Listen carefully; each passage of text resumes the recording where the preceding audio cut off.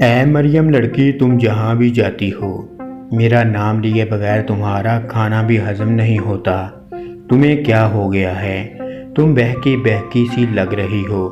میرا تو مشورہ ہے کہ تم گھر پر آرام کیا کرو یا لندن چلی جاؤ اپنے چور میاں صاحب کے پاس۔ میں عمران خان تمہیں کہتی ہوں کہ تم اپنی اوقات میں رہا کرو۔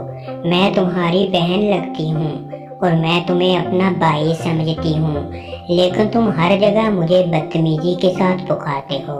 تم بھی اپنے والد اور چاچے کی طرح جو کرسی کے خواب دیکھ رہی ہو، وہ خواب میں کبھی پورا نہیں ہونے دوں گا تمہارا۔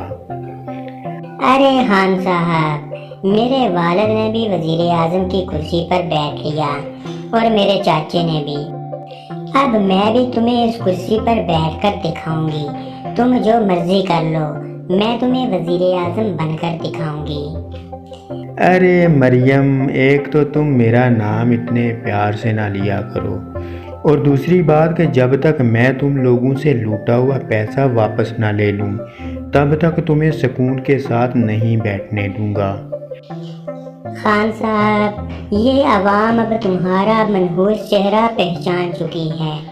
اب تم اس عوام کو مزید الو نہیں بنا سکتے۔ میں تمہیں اب وزیر اعظم بن کر دکھاؤں گی۔